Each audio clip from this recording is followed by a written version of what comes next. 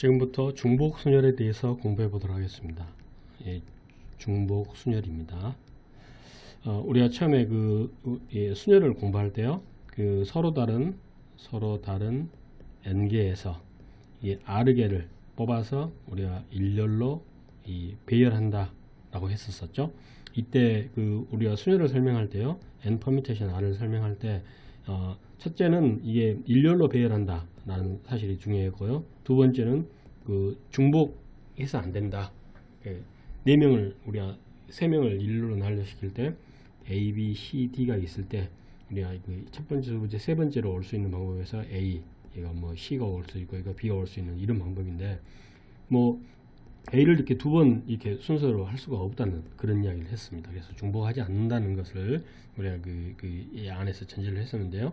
이제는 다른 것은 다 같습니다. 서로 다른 n개에서 r개를 우리가 일렬로 배열하는데, 이때 이 r개를 뽑을 때 우리는 이 중복에서 뽑아서 일렬로 배열을 시킬 수가 있다라는 게 바로 우리가 지금 배우는 이 중복 순열이 되겠습니다. 그러면 순열에서 우리가 n개에서 r개를 우리가 순서대로 1, 2, 3 해서 결국 r개를 뽑아야 될 거 아니겠습니까? 서로 다른 n개에서요. 그러면 첫 번째 순열에서는 첫 번째 올 수 있는 방법이 몇 가지였습니까? n가지 방법이 왔었죠. 두 번째는 어떻게 됐었죠? 첫 번째 온 거 외에 하나를 빼줬어야죠. 첫 번째에서 온 거. 그래서 n-1가지가 세울 수가 있는 거고요. 세 번째 올 수 있는 건 결국에 n-2가지다 해서 마지막에 r에는 n-r-1인 결국 n-r 플러스 1가지다 라고 이렇게 순열의 수를 공부를 했었죠. 각각의 경우에 이렇게 다 곱해준 것은 마찬가지였고요. 그런데 이제는 중복을 우리가 허락할 수 있습니다. 그래서 첫 번째 올 수 있는 경우는 당연히 n가지겠죠. 두 번째 올 수 있는 경우는 몇 가지겠습니까? 순열의 수에서는 첫 번째 온 게 두 번째는 올 수가 없기 때문에 1을 빼줬었죠. 그런데 이제는 두 번째 첫 번째 온 것도 중복해서 올 수가 있기 때문에 결국은 1을 빼줄 필요가 없는 거죠. 결국에 두 번째도 n가지가 올 수 있습니다. 세 번째는 어떻게 되겠습니까? 당연히 첫 번째, 두 번째 올 수 있는 여기에 1이 왔고 2가 왔다고 A가 왔고 B가 왔다 해서 세 번째 A가 올 수 있겠죠. 중복을 허락하기 때문에 결국 세 번째도 n가지가 되겠죠. 마지막에도 결국 r번째에도 n가지가 올 수 있기 때문에 각각의 경우에는 전부 다 이렇게 n을 이렇게 곱한 이런 형태가 되겠습니다. 그래서 n개의 서로 다른 n개의 서로 다른 것 중에서 r개를 우리가 뽑아서 중복을 한다면 결국 n이 몇 번 곱해지겠습니까? 결국은 n이 r번 곱해지겠죠. 그래서 n의 r승이다 라고 이렇게 이야기를 하겠습니다. 그래서 n의 r승을 그러면 n개에서 r개를 뽑은 우리가 중복 순열을 기호로 이렇게 나눠야 됩니다. n하고 파이 r, 이 파이라는 게 그리스어인데요. 우리가 이 프로덕트라는 이 곱이라는 이야기입니다. 곱이라고 이야기하는데, 이 영어에서 이 p에 해당되는 게 그리스어로는 파이에 해당됩니다. 그래서 n 파이 r이라고 해서 이게 바로 결국 n의 r승이다 라고 중복 순열의 개수를 이야기할 때 우리가 이 기호를 씁니다.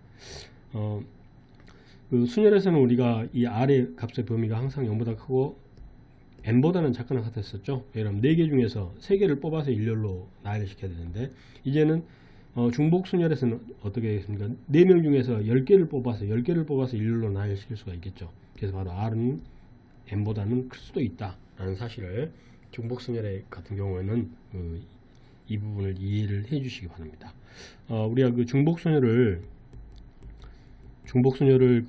현실적으로 공부할 때 우리가 이런 예를 많이 듭니다. 그래서 5개의 편지가 있거든요. 5개의 편지가 있는데 이 1, 2, 3, 4, 5라는 5개의 편지가 있고요. 3개의 우체통이 있습니다. 우체통 A, B, C라는 우리가 우체통을 있는데, 이 5개의 편지를 3개의 우체통에 넣는 방법이 몇 가지 방법이 있겠는가 지금부터 생각을 해보도록 하겠습니다.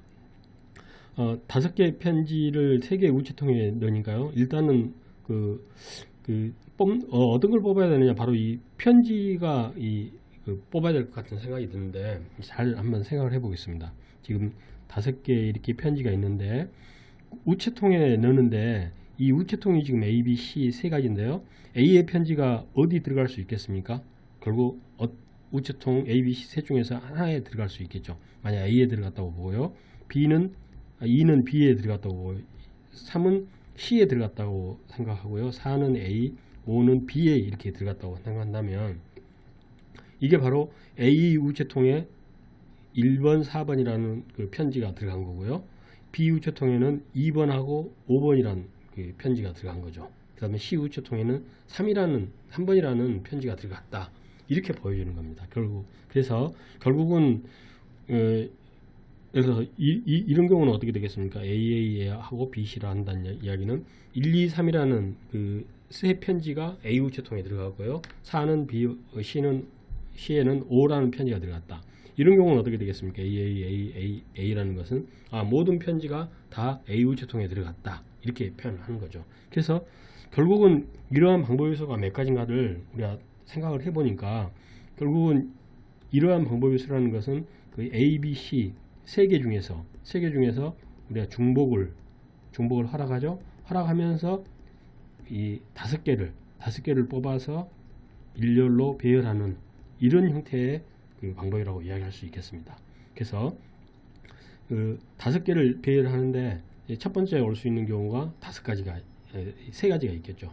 1, 2, 3, 4, 5에 첫 번째 올 수 있는 경우가 A, B, C 우체통 3개. 두 번째 올 수 있는 경우도 두 번째 편지가 결국 배열할 수 있는 방법도 3가지. 결국 3가지에서 결국 이게 다 곱해줘서요. 결국은 그 3의 5승, 그 3 퍼미테이션 오다라는 이야기가 돼서 결국은 그 우리가 세 개의 우체통에 5개의 편지를 넣는다는 이야기는 이 3개의 우체통을 우리가 중복을 허락하면서 일렬로 세우는데 그때 그 5개를 뽑는데 중복을 허락한다 해서 3개 중에서 중복을 허락하면서 5개를 뽑아서 일렬로 세우는 이런 3파이 5라는 이런 중복 순열의 수를 우리가 그 공부할 수 있다는 거죠. 그래서 이건 결국은 3의 5승이다 라고 이렇게 계산을 한다는 거예요. 그래서 처음에 5개의 우체통에서 편지를 3개의 우체통에 넣는다면 5파이 3이 아니냐라는 생각을 할 수 있겠죠. 그런 생각이 먼저 들지 모르겠는데요. 이 이야기는 5개 중에서 3개를 중복해서 뽑는다는 이야기죠. 그러니까 그 중복해서 뽑으니까 1, 3개를 뽑을 수가 있겠죠. 이렇게 해가지고는 우리가 목표 달성 못하는 거죠. 그러면 편지를 우체통에 넣어야 되니까 결국은 3개의 서로 다른 것 중에서 5개를 뽑으라는 이야기죠. 그러면서 순서대로 이렇게 나열을 시키면 그게 바로 우리가 이런 경우가 5개의 편지가 모두 A라는 우체통에 다 들어갈 수 있는 이런 형태이기 때문에요. 우리가 5파이 3이 아니고 3파이 5라는 사실을 이해할 수 있을 것 같습니다. 그래서 중복소를 이해하는데 방금 예를 들었던 5개의 편지를 3개의 우체통에 넣는 이 방법을 반드시 좀 생각해 보시기 바랍니다. 지금까지 우리가 중복순열에 대해서 공부를 했습니다. 중복순열이라는 것은 서로 다른 N개에서 중복을 허락하면서 R개를 모아서 일렬로 배열하는 거라고 그랬었죠. 그래서 N개에서 R개를 보는 중복순열이다. N파이 R이라고 했었고요. N파이 R이 첫 번째도 N가지, 두 번째도 모든 것을 다 N가지씩 우리가 뽑을 수 있기 때문에 결국은 N파이 R이라는 것은 N의 R승이다 라고 우리가 그 계산할 수 있다는 사실. 당연히 그 법칙이 성립한다는 건 알 수 있겠습니다.